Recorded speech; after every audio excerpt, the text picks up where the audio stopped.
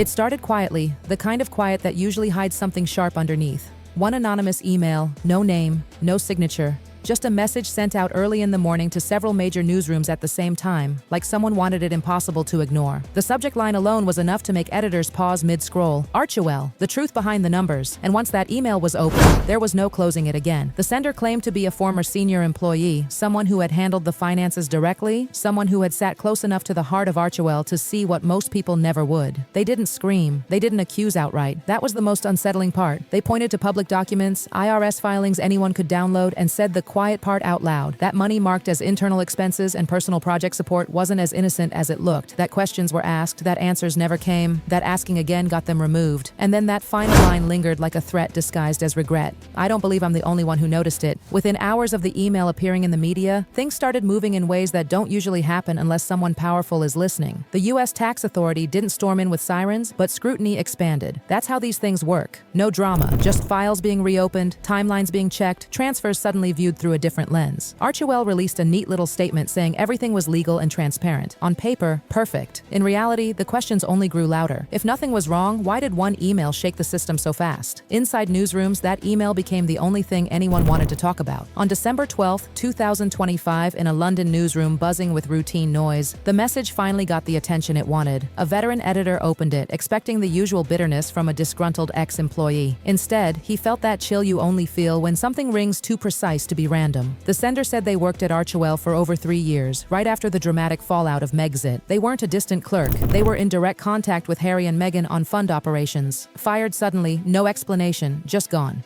And it wasn't revenge driving them, they said. It was watching donated money drift away from where it was supposed to land. They didn't attach documents. Smart move. Instead, they pointed the editor to the 2023 financial report filed with the IRS in November 2024. Public, clean, legal. And yet, when the editor pulled it up, his breath caught. Over $5.3 million in donations, mostly from one anonymous donor. A big comeback year. But then came the spending. Huge chunks labeled internal operating expenses and personal project support. Perfectly legal phrasing.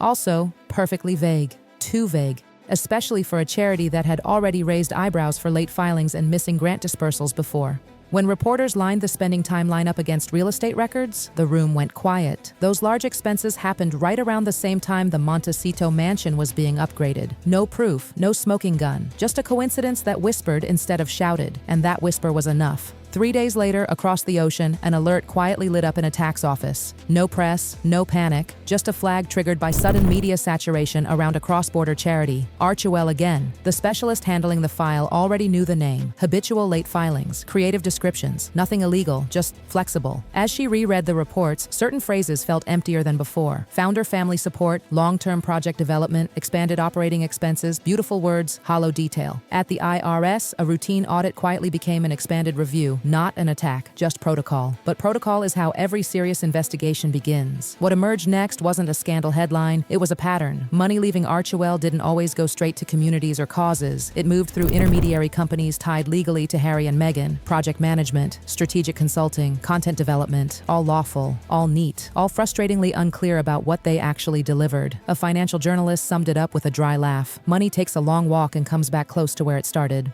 By the time these patterns were visible, the anonymous email no longer looked like a tantrum, it looked surgical. Back in Montecito, sunlight still spilled over polished shelves when the IRS envelope arrived. But something shifted the moment Meghan opened it. The letter was polite, procedural, and heavier than a normal notice. Detailed explanations were required. Internal expenses, transfer structures, final usage, reason given, increased media. Meghan read fast, stopped briefly, then smoothed her expression before Harry could fully read her face. She framed it carefully. Media attention, not accusation. A catalyst, not a charge. The lawyer echoed her calm. Normal process, just documents. Nothing concluded.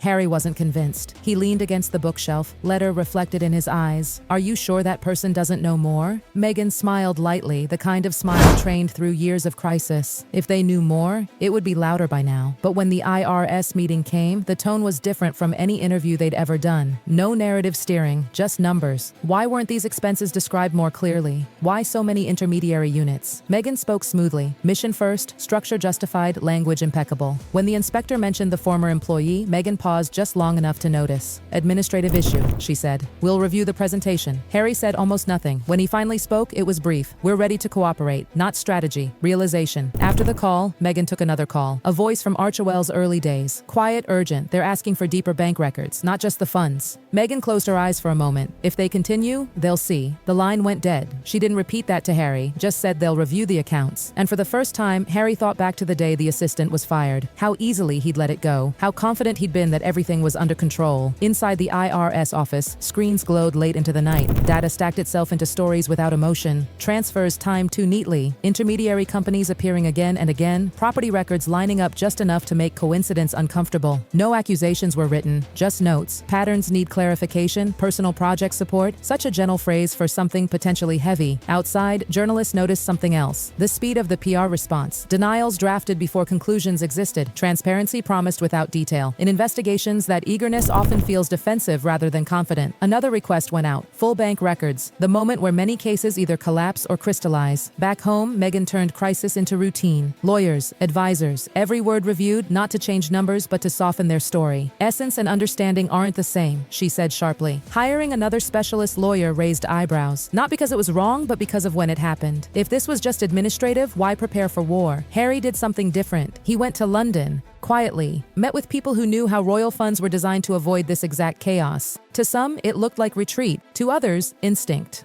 Meghan chose a podcast, a softer battlefield. She talked about pressure, misunderstanding, the cruelty of scrutiny. Audits happen, she said. No details, no breakdowns. That choice spoke louder than numbers. If transparency is real, why not show it? Then came the formal hearing. Secure video, documents thick. The question landed cleanly. Nearly $5 million.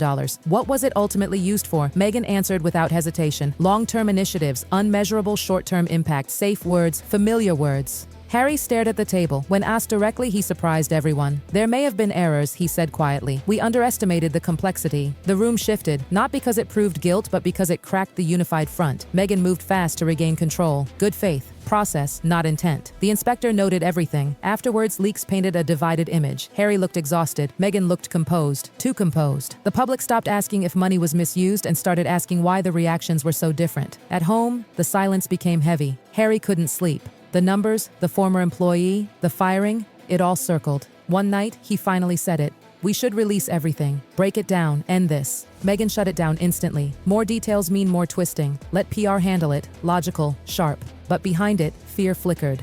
"Worse than suspicion?" she asked. That word ended the discussion. The IRS statement came without drama. Reporting violations. Structural reform required. Temporary suspensions. No criminal charges. For Harry, it was relief mixed with shame. For Meghan, a warning to tighten control. The royal family stayed silent publicly. Privately, disappointment leaked. Not about money, about transparency. Reforms followed, fines paid, reports improved. On paper, Archewell survived. But something else didn't. Harry spent more time away. Meghan focused on rebuilding image. The former employee never spoke again. Their silence echoed louder than their email ever had. No verdict closed the story. Just questions hanging in neat legal language.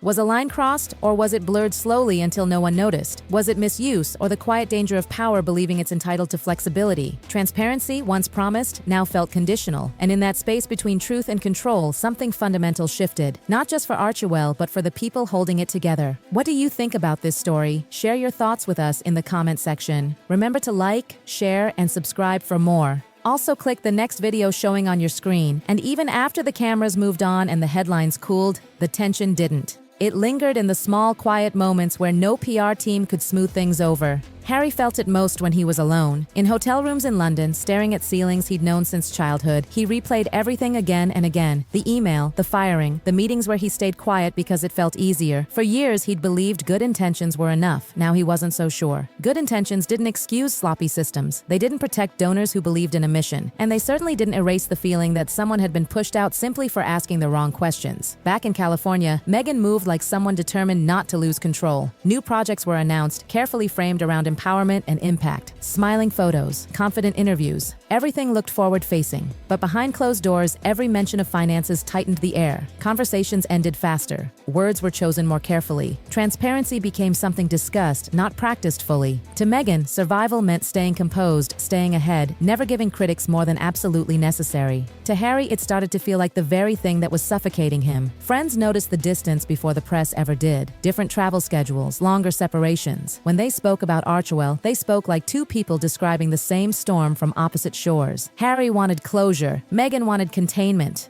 Neither was entirely wrong, neither was fully right, and between them sat a charity that was supposed to symbolize healing, now quietly representing division. The public didn't get a confession or a clear scandal ending. What they got instead was something more unsettling, a sense that the full story was still being managed. Experts kept pointing out that the worst cases rarely explode. They fade into compliance reforms and improved language, leaving behind unanswered questions. And those questions don't disappear, they wait. For donors, trust once cracked is hard to rebuild. For employees watching from the outside, the message felt clear. Speak carefully, ask gently, or risk being removed. That anonymous former employee never needed to come back into the spotlight. Their single action had already done its work. They forced scrutiny where comfort once lived. And for Harry, the hardest part wasn't the IRS or the media. It was realizing that silence can make you complicit even when you don't mean harm. That control, when held too tightly, can start to look like fear. And that transparency isn't proven by words, but by how much you're willing to show when it's uncomfortable. The story didn't end with handcuffs or exoneration. It ended in something quieter but heavier. A charity still operating, a couple still together but changed, and a lingering question that refuses to fade. When power, money, and image collide, who decides where the line really is?